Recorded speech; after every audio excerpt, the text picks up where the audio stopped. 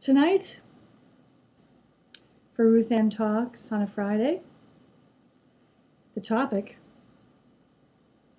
3 liars. 3 kinds of liars.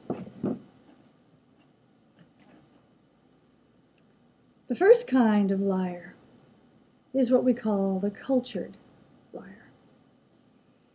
These liars are practiced in the art of the compliment, words of encouragement, and positive reinforcement. The compliment. Everybody knows what it feels like actually when somebody tells you you look gorgeous. How's that? The word gorgeous is very common. And maybe you don't look gorgeous, but the person saying it wants you to feel confident. Because sometimes we don't look our best, and those who care about us want us to be encouraged. Everybody looks good with makeup, with the right kind of makeup. I've never seen anybody look bad with the right kind of makeup. Makeup can do amazing things to the appearance for those to whom superficials matter. Cultured liars. They compliment and they encourage. They even positively reinforce. We'll tell children that they just did something that was amazing. It might have been evidence that they've developed, or that they've grown, or that they've done something from the depths of their creative soul. And to us, that's amazing. We're amazed, might be the truth, but to say that everything is amazing, that everything is phenomenal, can we all name one creature who calls everything fabulous and phenomenal? I think we can. Phenomenal job. Doing a phenomenal job. Phenomenal, if you look it up in the dictionary, is a rare phenomenon and doesn't apply most of the time. So what motivates the cultured liar? The desire to please and to establish control. To please themselves by doing a good deed, encouraging someone else. These motives are not malignant, but they also play with the notion of honesty. And hence they qualified this evening as Category 1, the cultured liar. The second liar is the storyteller. And storytellers love to exaggerate. We all know about these. We learned about them in psychology classes. People who exaggerate, fabricate creatively events that never took place in their lives to impress upon the people they think are in their audience that their lives have dimension, when they wish that their lives had dimension, and they long for lives with meaning, and so they create one. Children are most often the storytellers.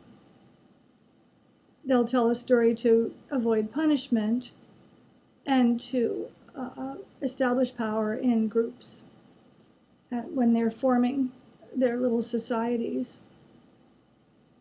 And often this extends into adolescence and beyond. On the plus side, a storyteller has a talent that should be used to write stories instead of altering reality in the lives of others with whom they have to do. Which kind of leads as a segue into the third category. I call them diabolical deceivers. Malignant liars, pathological, you can call them whatever you want, but Diabolical deceivers take life and manipulate it all the time. And they're particularly noted for lying about lying and insisting that certain things are true that are in fact most definitely not. They're able to do this without hesitation, on the telephone, in conversation, in answer to a question. They'll answer questions with lies.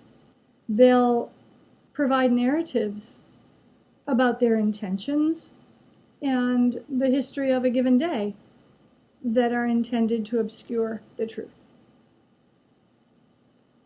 These need power over others to such a pathological degree that they alter the reality that the other person is experiencing while in their company.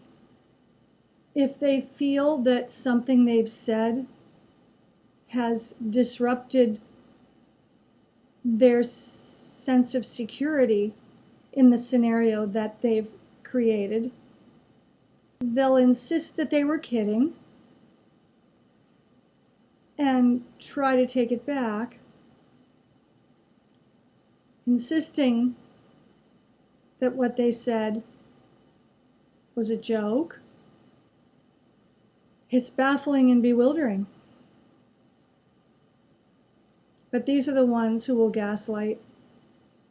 I've referred to this in other installments, but the diabolical deceiver is one who sees the truth as a tool simply to be believed. Truths are just stories that people believe to them. It's only true if you believe it. What actually happens is not acknowledged if it doesn't fit the narrative, and is reconstituted to fit the narrative as quickly as possible. And what motivates this? These people are desperately in need of controlling how others perceive them. They have something to hide that is monumental in proportion to the details of most everyone else's lives. And what they are hoping to hide may be a single event, but it permeates every aspect of their ongoing life. They become someone who is hiding all the time. And they actually get energy from pulling off a deception. If they manage to get away with something without someone finding out about it, that gives them a manic energy, a euphoria. Cultured liars, all they care about is making their friends feel good. They don't have any moral dilemma associated with saying, I really like your hat, when they don't like it at all. Or, you sound good if you don't sound good. Storytellers sometimes grow out of it, hopefully find some redirection for their creative energy, and become narrators of allegories, moral tales, otherwise known as plays, dramatic productions, musicals even, that have messages of universal value. There's nothing valuable about the deceptive diabolique, nothing valuable about their story. They're like infants who are deprived of love and acceptance. And they're desperately trying to get through life without being discovered. By the way, it's been bothering me for weeks. See that wall behind me? That wall is not yellow. That wall is orange. I think it's called Sunrise or Sunset Glow, and you can get it at Lowe's. It's a beautiful warm orange, and the opposite wall is lemon yellow, and I don't like it, and I have to change it. So my furniture is not red against yellow. My furniture is red-orange against sunset orange.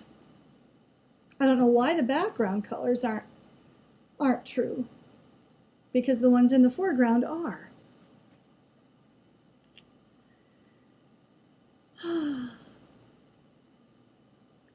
That's my closing for Ruth Ann Talks, telling the truth about liars.